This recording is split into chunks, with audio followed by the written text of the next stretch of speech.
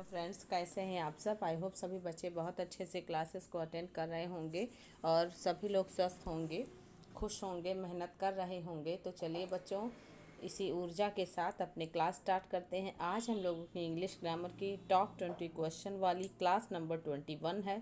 तो आज के अपने पहले प्रश्न पर चलेंगे। अपना पहला question fill in the blanks पर बेस्ड है और एक प्रीपोजिशन आपको सुटेबल करना है। देखिएगा, द ओल्ड मैन डाइड, फिर है ओवर ईटिंग। आपको यहाँ पे ध्यान रखना पड़ेगा डाइड के साथ कौन कौन से प्रीपोजिशन लग सकते हैं। तो आपको पता है बच्चों, डाइट के साथ ऑफ लगता है, डाइट के साथ फ्रॉम भी लगता है, डाइट के साथ इन भी लगता है, डाइट के साथ फॉर भी लगता है।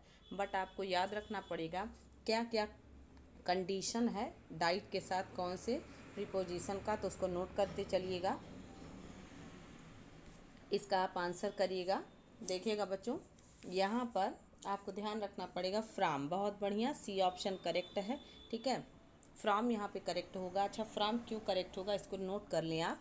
जब भी आप इसको नोट कर लें, डाइड के साथ ऑफ कब लगता है, जब डिजीज़ का जिक्र होता है। ठीक है, ये हम लोग चर्चा पहले कर चुके हैं, बट कोई नहीं, फिर से पढ़ लेंगे, है ना। डिजीज़ का चर्चा होता है तो डाइड ऑफ लगता है। जैसे किसी की मृत्यु कैंसर से हो जाए, किसी की मृत्यु कॉलरा से हो जाए, किसी की मृत्यु फीवर से हो जाए, तो आप क्या कहेंगे, died of cancer, died of cholera. Understood. लेकिन डाइड के साथ जब जो है देश के लिए किसी की मृत्यु हो, ध्यान रखिएगा बच्चों, देश के लिए मृत्यु हो यानी कंट्री के लिए, तो हम लोग यूज़ करेंगे, ठीक है ना, फॉर यूज़ करेंगे, इसको नोट करेंगे। और डाइट के साथ इन अगर हम लोग देखेंगे तो डाइट के साथ इन मतलब होता है काम करते करते मर जाना, यानी हार्नेस। ओके, याद रखेंगे बच्चों, ये सारे क्वेश्चंस एग्जाम में आते हैं। डाई इन हार्नेस या तो मतलब डेथ ड्यूरिंग वर्किंग या वाइल वर्किंग, काम करने के दौरान मृत्यु हो जाए, काम करते करते, है ना। कई बार आप देखते हैं ना कि मतलब ये काम करते करते गिरे और फिर जो है ख़त्म हो गए, तो ऐसा मतलब है काम करते करते मृत्यु हो जाना, that is called died in. Okay, और डाई के साथ साथ फ्राम कब लगता है इसको आप देख लेंगे, अदर रीज़न की वजह से। ठीक है, डाइट के साथ फ्राम कब लगेगा, जब अदर रीज़न होगा। ओके, अदर रीज़न, ये सब की चर्चा हम सभी का हो चुका है, बट बच्चों देख लीजिएगा, कई बार एग्ज़ाम में क्वेश्चन होते हैं तो ओवर ईटिंग आपका अदर रीज़न है तो फ्रॉम यूज़ होगा। ओके, तो नोट करिएगा। चलेंगे क्वेश्चन नंबर सेकेंड पर। Find out the word which is oppose to the highlighted word from the given options. आपको बताना है, एक अंडरलाइन जो है वर्ड है रेपिड, रेपिड का अपोजिट आपको बताना है। बताइएगा, रेपिड का अपोजिट क्या होगा। Rapid growth of opposition to the plan has surprised the council. बताइए, आंसर करते रहिए बच्चों, इसमें कौन सा होगा। रेपिड मतलब होता है ना तीव्र विकास, ध्यान रखिएगा, तेजी से, ठीक है ना, क्विक। तो इसका मतलब कौन सा करेक्शन करेंगे आप, क्वेश्चन नंबर थर्ड सेकंड में। बहुत बढ़िया, आपको अपोजिट ढूंढना है तो स्लो यहाँ पर इसका अपोजिट होगा। रेपिड माने तेजी से, स्लो माने धीरे से, है ना। तो यहाँ पर देख पा रहे हैं क्विक है, इसका मतलब जो है सिनोनिम है, लॉन्ग सिनोनिम है, फास्ट सिनोनिम है, स्लो इसका एंटोनिम है। ओके, ऐसे क्वेश्चंस भी एग्जाम में आते हैं बच्चों। तो आप ये इस मतलब मानसिक धारणा को दिमाग से निकाल दीजिए कि हर क्वेश्चन टफ आता है या फिर जो आएगा वो मुझे नहीं आता है। अगर आप प्रैक्टिस करते हैं तो आप भी, ठीक है ना, उन बच्चों के बराबर हो जाएंगे जो प्रैक्टिस करके एग्ज़ाम क्वालिफाई करते हैं। और प्रैक्टिस ही इंसान को का जो है कॉन्फिडेंस के साथ एग्ज़ाम में प्रेजेंट करवाता है। ओके, क्वेश्चन नंबर थर्ड पर चलेंगे। Find the word that is not correctly spelled. यहाँ पर हम लोगों को इनकरेक्ट जो है स्पेलिंग देखना है, नॉट करेक्टली स्पेल्ड लिखा हुआ है। तो बताएगा कंट्राडिक्ट होगा या कन्वीनियंस होगा या कोलोनल होगा या कंपटीशन होगा, कौन सा इनकरेक्ट है। देखिएगा बच्चों, यहाँ पर कंट्राडिक्ट आप जानते हैं ना, इसका मतलब होता है विपरीत। कंट्राडिक्ट मतलब विपरीत। ओके, तो कंट्राडिक्ट में CONTRADICT ये करेक्ट है, यहाँ अपने को इनकरेक्ट ढूंढना है। कन्वीनियंस मतलब भी होता है ना कि सुविधा, ये भी सही है, कहते हैं ना अपने कन्वीनियंस के अनुसार काम करना। कोलोनल भी सही है, कंपटीशन सही नहीं है। कंपटीशन की स्पेलिंग आप जो है कंपटीशन दिमाग में रखिएगा तो आपसे गलत नहीं होगा। देखिए, कंपेटिशन, TITION। ओके, अब नहीं गलत होगा। ऐसे रिपीटेशन भी सेम होता है, रेपे, ठीक है ना, टीशन। कहते हैं ना कि रिपीटिशन का, तो रिपीटिशन तो रेपेटिशन होता है, REPETITION। इस दोनों स्पेलिंग को बच्चों याद कर लीजिए, आपका एग्ज़ाम में बहुत बार आता है। जैसे गलत प्रोनाउंसिएशन से गलत स्पेलिंग भी दिमाग में बनती है। जैसे कंपटीशन बोलते हैं ना हम लोग, है कंपटीशन, तो पटीशन हम सभी बोल रहे हैं कंपटीशन, ठीक है, लेकिन कंपेटिशन अगर आप जो है एक प्रोनाउंसिएशन बना के याद रखेंगे तो आप नहीं भूलेंगे। ओके, क्वेश्चन नंबर फोर्थ पर चलेंगे। क्वेश्चन नंबर फोर्थ है, find the word which is most similar in the meaning to the underline word. अब की बार क्या करना है, एक अंडरलाइन वर्ड की सिमिलर सिमिलर मतलब सिनोनिम यानी सेम मीनिंग अपने को ढूंढना है। देखिएगा, our boat look a course, फिर है कंट्रेरी टू अदर्स। कंट्रेरी का एंटोनिम और सिनोनिम, तो अपने को यहाँ सिनोनिम ढूंढना है, यानी similar meaning of this word. Contrary मतलब क्या होता है, बताइएगा कौन सा ऑप्शन करेक्ट होगा। सिनोनिम, बहुत बढ़िया। कौन सा, क्वेश्चन नंबर फोर्थ का, बहुत अच्छे। अपोजिट यानी विपरीत, कंट्रेरी मतलब opposite. Okay, A option correct है, बहुत अच्छे बच्चों। देखिएगा, our boat look a course contrary to theirs. Advance, exact, similar नहीं होगा, अपोजिट मतलब विपरीत। क्वेश्चन नंबर 5 देखिएगा, find the correct expression in the sentence given below. अब एक सेंटेंस है, आपको अंडरलाइन कुछ एक्सप्रेशंस हैं, उनको आपको बताना है कि इसका क्या मतलब है। John was a thorn in my flash for years before I finally got read of him. मतलब ये मेरे गले का कांटा था, या फिर क्या था, मेरे यहाँ पर है ना, फ्लैश माने मांस होता है और थॉर्न माने कांटा, मतलब मेरे गले की हड्डी था, गले का कांटा था, या फिर आँखों की किरकिरी था सालों से। फाइनली गेट रीड ऑफ मतलब होता है छुटकारा पाना, फाइनली मैं उससे छुटकारा पा चुका हूँ। तो थॉर्न इन माई फ्लैश का क्या मतलब है, अ फिजिकली इंजर्ड पर्सन, या फिजिकली इंजरी मतलब शारीरिक रूप से घाव, या बॉर्न हैंडीकैप्ड या कोई ऐसा व्यक्ति जो जन्म लिया हो और दिव्यांग हो, या फिर अनवांटेड पर्सन या अनबायस्ड पर्सन। बायस्ड मतलब होता है पक्षपात व्यक्ति, पक्षपाती व्यक्ति। तो यहाँ पर गले का काटा होना मतलब अनवांटेड पर्सन। बहुत बढ़िया, सी ऑप्शन करेक्ट है। ओके, क्वेश्चन नंबर 5 का आप सभी का सी करेक्ट है, बहुत अच्छे। तो चलिएगा आगे बढ़ते हैं, क्वेश्चन नंबर 5 के बाद चलते हैं क्वेश्चन नंबर 6 पर। बहुत बढ़िया, fill in the blank with the correct article. अब की बार आर्टिकल ढूंढना है। I aspire to be. अब आप देखिएगा, एस्ट्रोनॉट आपको कंप्लीट देखना है। यहाँ पे द एस्ट्रोनॉट होगा, एन एस्ट्रोनॉट होगा, या फिर यहाँ पर जो है अ एस्ट्रोनॉट होगा। क्या करेक्शन करेंगे आप सभी बताइएगा। और ऐसे क्वेश्चंस एग्ज़ाम में बहुत पूछे जाते हैं, तो बच्चों नोट कर लीजिएगा आर्टिकल वाले क्वेश्चन। ये तो अब मुझे लगता है बहुत आसान था, आपको पता है AEIOU वावेल का जो है जब प्रोनाउंसिएशन होता है तो एन होता है, और वावेल लिखा होने के बावजूद भी अगर कॉन्सोनेंट का प्रोनाउंसिएशन होता है तो ए होता है। ओके, तो एन एस्ट्रोनॉट होगा। ओके, बहुत बढ़िया। क्वेश्चन नंबर 7 पर चलेंगे। क्वेश्चन नंबर 7 है, choose the correct synonym of the given word zenith. Zenith का सिनोनिम क्या होगा।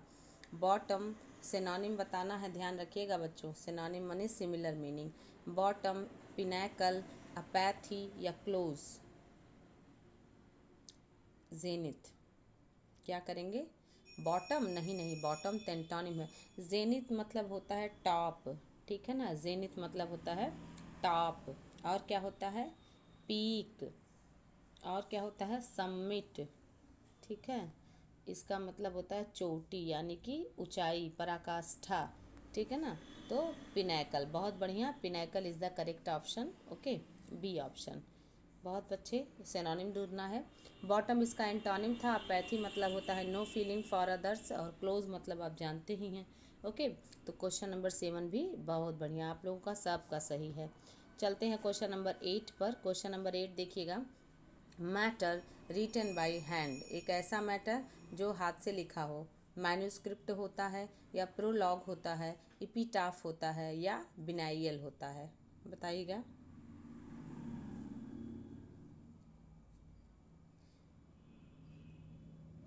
क्या करेक्शन होगा यहाँ पे, आप लोग जानते हैं ना पांडुलिपि, ठीक है ना, पांडुलिपि। और क्या कहते हैं इसको हिंदी में? हस्तलिपि कहते हैं ना, हस्तलिपि। Matter written by hand. बहुत अच्छा। मैन्युस्क्रिप्ट, बहुत बढ़िया। क्वेश्चन नंबर 8 का 1 है। 1 वर्ड सब्स्टिट्यूशन वाले क्वेश्चन बच्चे स्किप नहीं करेंगे आप, इम्पॉर्टेंट है। मैन्युस्क्रिप्ट मतलब होता है पांडुलिपि, हस्तलिपि, यानी कि वो सारे मैटर्स जो है हाथ के द्वारा लिखे हों, उसका प्रिंटेड वर्जन ना पता हो, ओके, उसको मैन्युस्क्रिप्ट बोलते हैं, ओके। और प्रोलॉग मतलब आप जानते हैं प्रस्तावना होता है, उसको प्रोलॉग बोलते हैं, ओके। और एपिटाफ मतलब होता है समाधि लेख, okay. Matter written in tomb, on the tomb, यानी समाधि पर लिखा हुआ लेख। और बिनाइयल मतलब होता है द्विवार्षिक, याद रखिएगा, जैसे एनुअल होता है, ठीक है ना, उसी प्रकार से द्विवार्षिक माने 2 वर्ष में हो, दैट हैपन्स एवरी 2 ईयर्स, मतलब 2 वर्षों पर होने वाला काम, दैट इज कॉल्ड द्विवार्षिक, ओके। क्वेश्चन नंबर 9 पर मूव करेंगे। यहाँ देखिएगा 1 who pretends to be what he is not, मतलब एक ऐसा व्यक्ति वो इस बात का दिखावा करता हो जो वो ना हो, दैट इज कॉल्ड, क्या होगा? इलिटरेट होगा, हेडोनिस्ट होगा, हाइपोक्रिट होगा, हाइपोक्राइट होगा, या गुलिबल होगा। बताइएगा। आप सभी ने एक नाम सुना होगा, हिंदी में लोग कहते हैं ना पाखंडी, सुना है ना? सुना ही है सभी बच्चे, पाखंडी।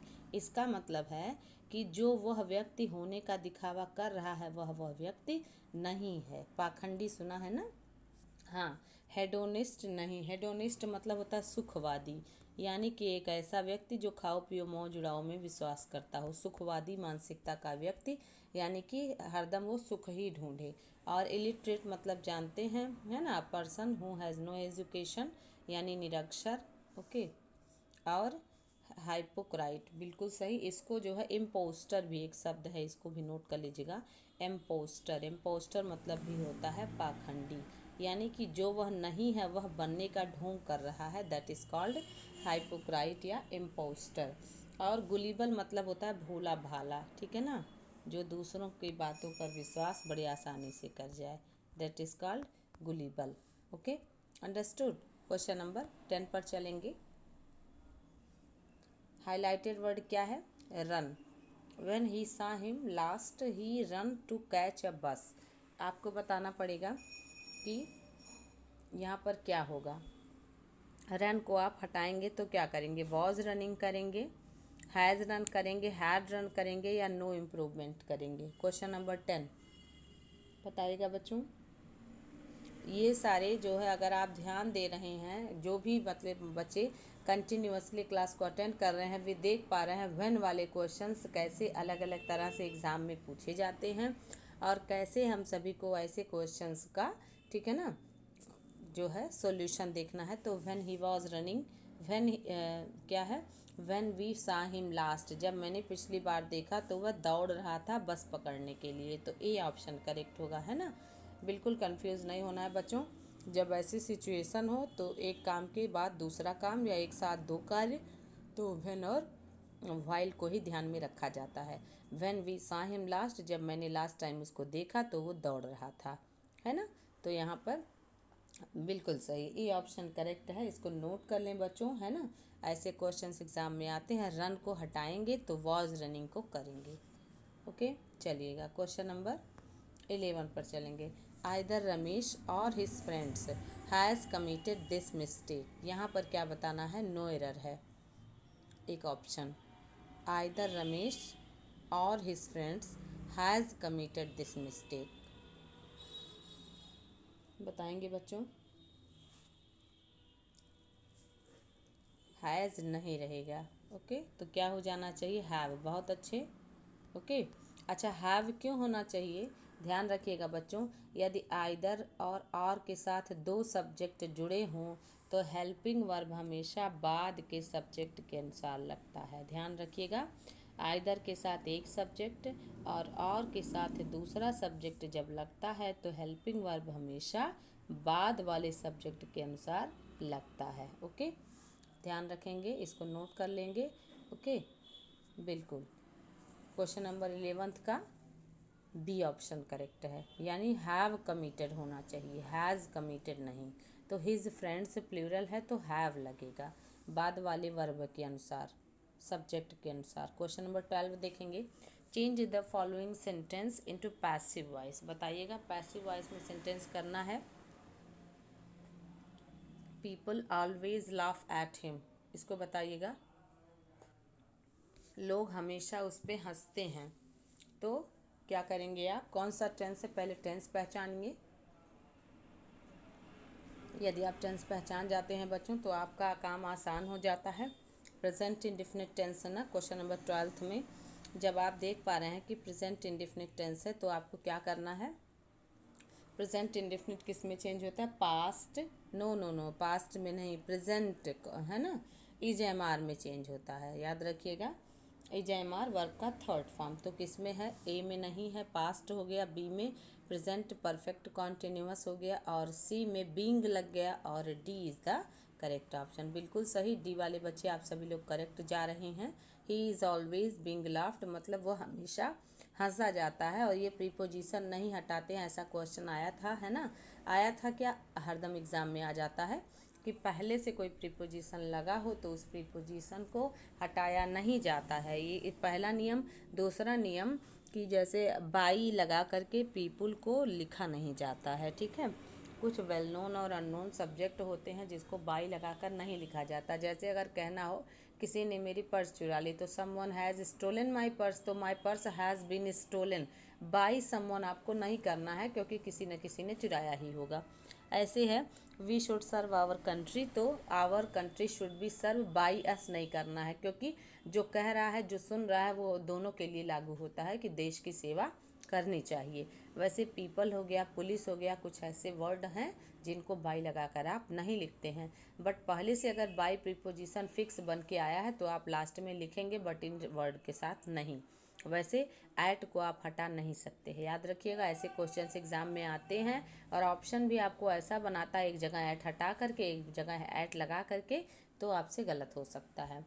क्वेश्चन नंबर 13 देखिएगा, इसको भी पैसिव वॉइस में चेंज करना है। Let me do this. अब बताइएगा लेट मी डू दिस को आप कैसे चेंज करेंगे पैसिव वॉइस में। पहला ऑप्शन देखेंगे लेट अस डू दिस, दूसरा this be done by me, तीसरा let this be done by me, और चौथा कह रहा है let I done this. Imperative sentence के लेट वाले है ना, सेंटेंस की पैसिव वॉइस बनानी है। आपको पता है ना, लेट को हटाया नहीं जाता है ना, लेट के साथ आपको लगाना पड़ता है ऑब्जेक्ट। तो कौन सा ऑब्जेक्ट, वही ऑब्जेक्ट, जैसे लेट ऑब्जेक्ट वर्ब और एक और ऑब्जेक्ट। तो आप तो जानते हैं ना कि पैसिव वॉइस में क्रॉस का स्ट्रक्चर फॉलो होता है, तो दिस लेट के साथ आ जाएगा। इसके बाद प्लस जो है आपका बी लगेगा, बी के बाद वर्ब का थर्ड फॉर्म लगेगा।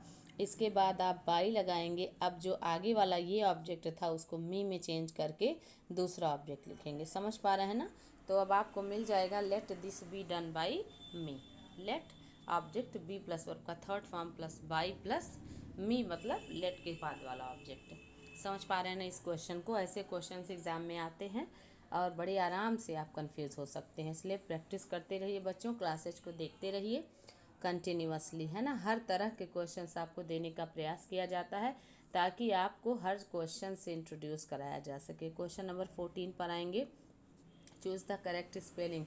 पैसेंजर्स है, रिवोल्यूशन है, बारबेरियन है और वॉलंटियर है। कौन सा इसमें करेक्ट स्पेलिंग है बताइएगा।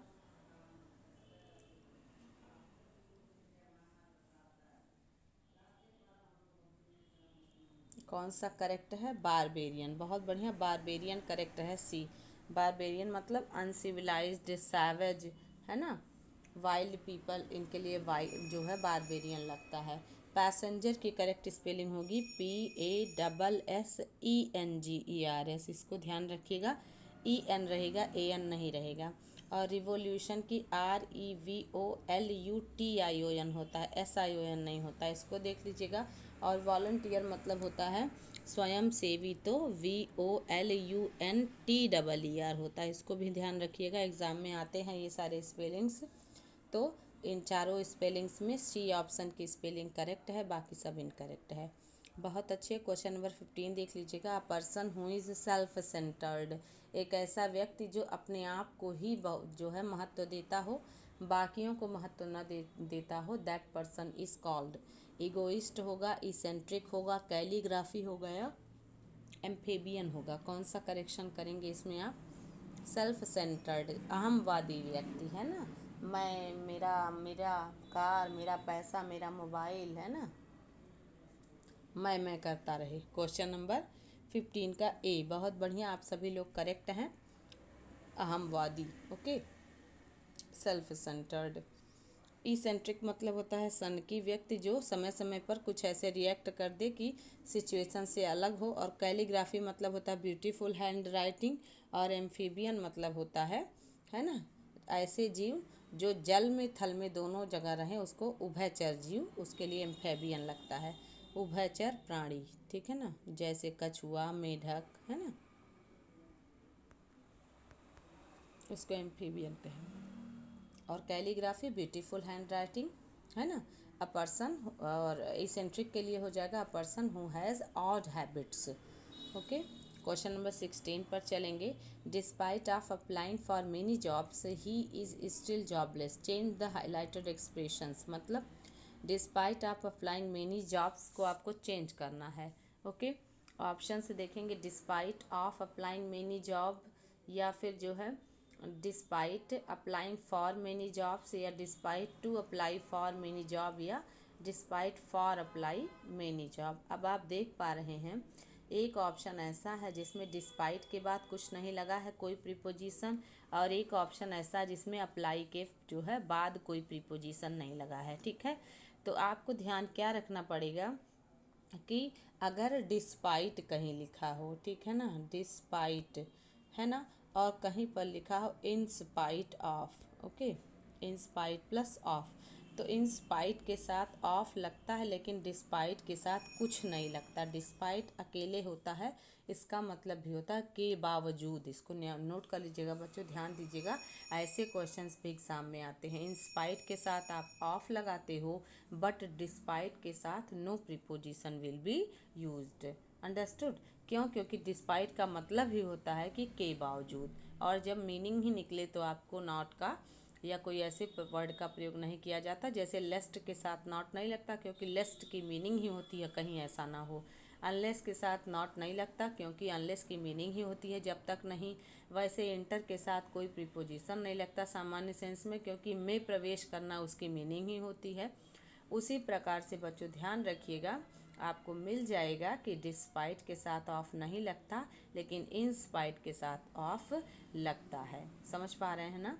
तो और अप्लाई के साथ तो पोस्ट के लिए अगर आप अप्लाई करें तो फॉर लगता है, और पर्सन के लिए अगर पर्सन को अप्लाई करें तो टू लगता है। तो डिस्पाइट जिसके साथ ऑफ नहीं है वही अपना करेक्ट आंसर है। मुझे लगता है बहुत अच्छे से समझ में आ गया होगा, इसको नोट कर लीजिएगा बच्चों, इम्पॉर्टेंट है। ऐसे क्वेश्चंस आपको मिलते हैं। डिस्पाइट के साथ कभी भी ऑफ का प्रयोग किसी भी कंडीशन में नहीं लगता, और वैसे ही इंस्पाइट के साथ किसी भी कंडीशन में हटता नहीं है। अंडरस्टूड? चलिएगा क्वेश्चन नंबर 17 पर चलेंगे। रोट देम डाउन, इसका मतलब क्या है? कॉपीड देम, या साइंड देम, या made a note of them, या पॉइंटेड एट देम। मिलता जुलता है ना? ध्यान कर पा रहे हैं ना? कुछ ऐसे ऑप्शंस आपको मिल ही जाते हैं जो मिलते जुलते होंगे, तो आपको उसमें से आंसर को टैकल करना है। बताइएगा। रोट देम डाउन, इसका मतलब है रोट देम डाउन मैंने उन्हें मैंने लिखा नीचे, कॉपीड देम नहीं, साइंड देम नहीं, made a note of them, है ना, ये करेक्शन होगा, है ना, C option. Made a note of them मतलब जो है मैंने क्या कर दिया, made a note of them, यानी उनको जो है मैंने उनके लिए नोट बनाया, या फिर जो है उनको मैंने नोट तैयार किया। कॉपीड देम, साइंड देम और पॉइंटेड एट देम नहीं होता। Made a note of them, है ना, उनका मैंने एक नोट तैयार किया, ओके, यानी कि डॉक्यूमेंट तैयार करना। क्वेश्चन नंबर 17 का आंसर आप देख पा रहे हैं। Note them down, wrote them down मतलब made a note of them, okay. Question number 18 देख लीजिएगा। द लॉयर्स क्लोजिंग आर्गूमेंट्स, उसके बाद है फुल ऑफ रेड हेयरिंग्स। तो रेड हेयरिंग्स का क्या मतलब है? हाईलाइटेड वर्ड का। और बच्चे आप क्वेश्चन को आप देख पा रहे हैं कि बहुत से ऐसे क्वेश्चंस हैं जो आपको आते हैं, बट थोड़ा तनिक सा कन्फ्यूज़न में आपसे गलती हो जाती है, और ऐसे ही आपको एग्ज़ाम में जो है ऐसे क्वेश्चन को सॉल्व करके जब आप एग्ज़ाम में जाएंगे तो आपसे गलतियाँ नहीं होंगी। ओके, ऑप्शन देखेंगे, रेड हेरिंग्स को चेंज करना है। ऑप्शन से देखेंगे टू बी इम्पॉर्टेंट, फिर कह रहा है टू गेट इनटू ट्रबल, या क्ल्यूज इंटेंटेड टू डिस्ट्रैक्ट और मिसलीड, या to be confused state of mind. क्या कह रहा है स्टेटमेंट में? आपसे कह रहा है द लॉयर्स क्लोजिंग आर्गूमेंट्स, मतलब वकील का जो मतलब अंत का जो जो आर्गूमेंट यानी तर्क था, फुल ऑफ रेड हेयरिंग्स। तो फुल ऑफ रेड हेयरिंग्स का मतलब क्या हो गया है? पहला ऑप्शन देखिए, महत्वपूर्ण था, या फिर समस्या में डालने वाला था, या क्ल्यूज इंटेंडेड टू डिस्ट्रैक्ट और मिसलीडिंग, या उस प्रकार का था कि मिसलीड किया जाए या डिस्ट्रैक्ट किया जाए, इरादतन कंफ्यूज किया जाए, या फिर होता है ना भरमाना, बरगलाना, या फिर जानबूझकर जो है मन मस्तिष्क को कहीं और ले जाने की कोशिश करना। तो बिल्कुल सही, सी ऑप्शन करेक्ट है। क्ल्यूज इंटेंटेड टू डिस्ट्रैक्ट और मिसलीड, मतलब उन बातों की चर्चा करना कि इंसान का ध्यान मुद्दे से हटके कहीं और को लग जाए। समझ पा रहे हैं ना? क्वेश्चन नंबर 18 का सी ऑप्शन, बहुत बढ़िया। रेड हेरिंग्स का मतलब कंफ्यूज करने वाले मैटर। ओके, क्वेश्चन नंबर 19 देख लेंगे। ओल्ड, आवर ओल्ड रोल्स रॉयसी, फिर कह रहा है बिकेम अ, फिर से आपको एक फिल इन द ब्लैंक मिला है। तो आवर ओल्ड रोल्स रॉयकी बिकेम अ, तो ये क्या है? हाँ देखिएगा बच्चों, ये नाम है, ठीक है, ये नाम है। तो नाम हमेशा सिंगुलर रहता है, तो यहाँ पे हैज़ यूज़ होगा। सोच पा रहे हैं ना, हैज़ बिकम, क्या बन गया? White elephant. बहुत अच्छा, वाइट एलिफेंट मतलब एक ऐसी जो है, ऐसी चीज़ जो आपके लिए यूजलेस हो गई हो, लेकिन उसके रख रखाव में खर्चा ज़्यादा आए, that is called white elephant, है ना। इसको वाइट एलिफेंट का मतलब कि सफ़ेद हाथी, इसका मतलब है कि कोई ऐसी वस्तु जिसके रख रखाव या देखभाल में आपका खर्चा आए लेकिन वो आपके यूज़ की ना हो, ठीक है। आइडियमिक एक्सप्रेशन इसी तरह से होते हैं, है ना, जो आपको कंफ्यूज करने के लिए बनाए गए हैं। ओके, आगे बढ़ जाएंगे। Question number 20, I can finish the work by myself but she always tries to be a back seat driver. इसको बताइएगा, बैक सीट ड्राइवर का क्या मतलब होता है, और एग्ज़ाम्स में आए हुए क्वेश्चंस जो है आपको मिल जाएंगे। ये सारे क्वेश्चंस एग्ज़ाम में बार बार पूछे जाते हैं। बैक सीट ड्राइवर का मतलब, अच्छा ये बहुत आसान है, आप कैसे याद कर सकते हैं। जैसे हमारी ज़िंदगी में ऐसे भी लोग होते हैं जो बिना मांगे राय दे देते हैं, that is called back seat driver, है ना। हमारे चाचा, मौसी, काका, नाना, मामा, या कुछ ऐसे हित मित्र, जानने वाले पड़ोसी, है ना, बगल के चाचा, ये क्या होते हैं, आपके यहाँ आएंगे और पूछेंगे क्या बेटा क्या कर रहे हो, तो आप बोलोगे सिविल की तैयारी, है ना। बोलेंगे सिविल वगैरह में बहुत मेहनत है बेटा, मेरी मानो तो क्या करो, कोई और तैयारी कर लो, बैंकिंग कर लो, एसएससी कर लो, है ना।